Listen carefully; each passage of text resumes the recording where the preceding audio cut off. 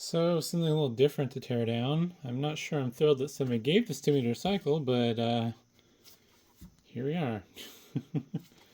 This is a Prevena plus 125 model 60300EP, and it's fairly new because this date code indicates that it was made in 2025. Apparently it's like a vacuum suction pump thing for a wound, and it I guess helps keep the wound clean and close together so it heals faster or something. I don't know. Probably shouldn't have trusted ChatGPT, but I asked it if I need to worry about any biohazard stuff, and it didn't seem likely since I don't have the tubing or the canister that goes with it. Don't mind the wet there. That's just me dousing the ports in rubbing alcohol. Probably a little too late though. I've handled this a couple times before I put on the gloves. But yeah, I'm gonna see what's inside. I did some feeling around. I think I felt some screws under the sticker, so we're going to take a look.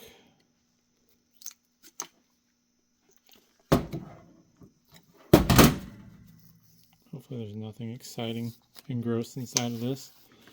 From what I gather, there should just be a vacuum pump in this, and a lithium battery.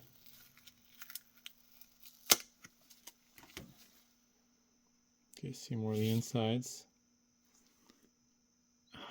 That's gonna be a problem. This uses really small Torx screws, and I don't think I have the right bits handy at my bench.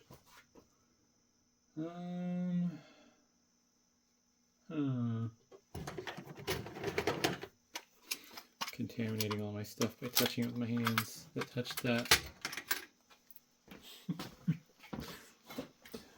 I don't think I have anything to worry about. Too small. Too lazy to find the bit I need. Let's see if I can use a flathead. Maybe. Nope, I'm not in the screw. That's too big.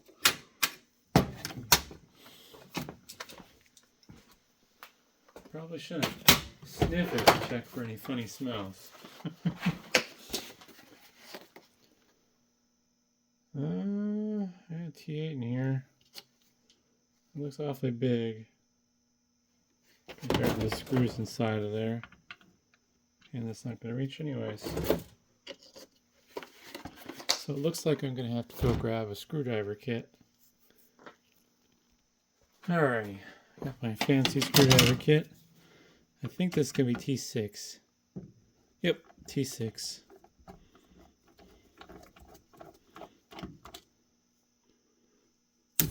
Oh no, don't. I'm going to lose my screwdriver. Don't want to lose it in my bucket of screws. This table I do my teardowns on is a, I think it's like a rinse table for a dishwashing station for restaurant use.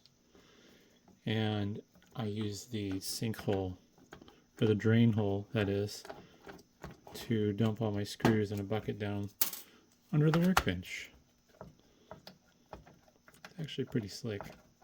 It's probably the best choice for a workbench that I've done for teardowns with recycling. The only bummer is the table is not very thick, so it's not very strong. And if I need to get really aggressive and beat on stuff, I can't.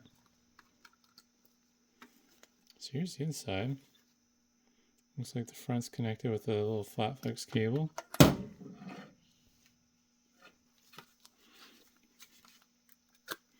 And this is probably an 18650 battery. Here's the vacuum pump. I might save that. It looks kind of nice. I'll have to see how hard it'll be to decontaminate. It's a solenoid looking thing there. And it's connected to the port. So this has some mesh filter membrane over what I'm assuming is the entry port, because it's the bigger one. And that was white colored until I got it wet with rubbing alcohol. That might be like a exit port. I don't know.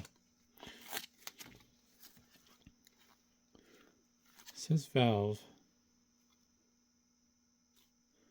So I'm assuming this is like an air valve that allows flow.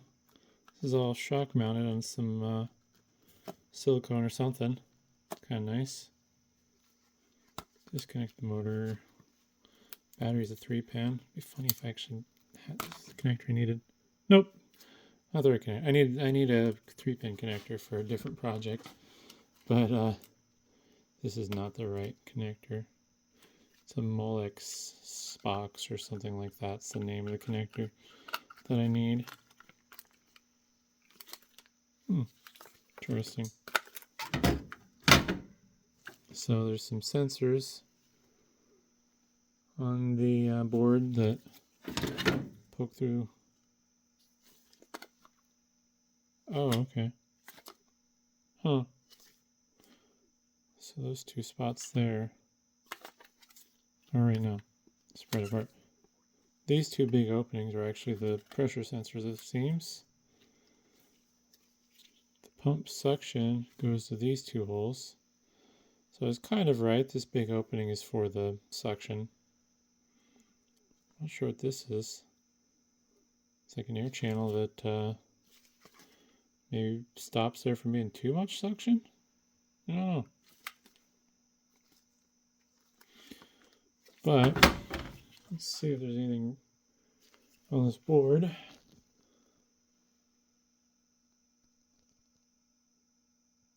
There's a chip BB. There's a space INA. Next line is 2331A, and then next line is 483M.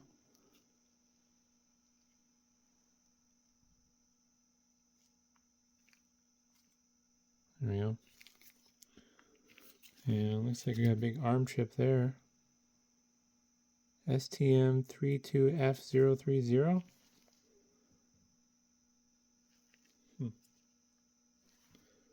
So where is it? I don't understand how this was charged. Because this doesn't seem to have a coil for wireless charging, and it didn't have any obvious. Okay. So those pads there. Were they exposed though? No, they weren't exposed. Those might be programming pads. I don't know how this was charged. I mean, there's a DC port there, but that was internal, so is this like a one-time use thing?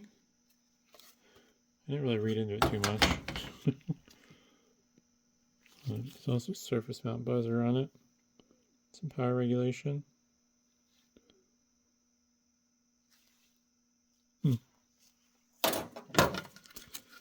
A lot of pins going to the front. I guess there must have been lights that indicated around there or something, because I don't feel like for 2 buttons and a couple indicator lights that many pins was required. Unfortunately, this might not come out. It is adhesive down really nice. Oh man. If I had my heat gun handy. Well, we're going to contaminate some more things. I should not be saving that pump, but part of me really wants that little DC air pump.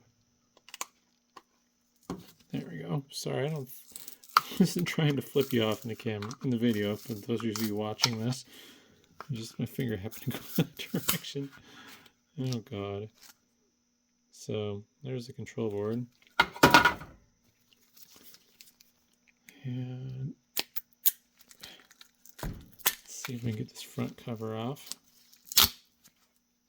Yeah, so there's little indicator lights around the button. A couple up there as well. There's a lot more lights, I guess, than I was expecting. Some multicolor lights as well. Yeah, there's 2 elements in those.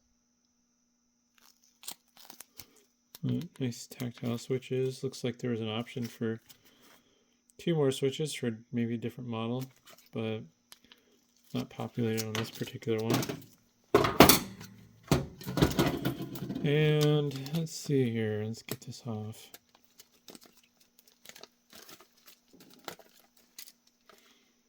Seems like a fairly nicely made unit. Definitely not saving the silicone bits.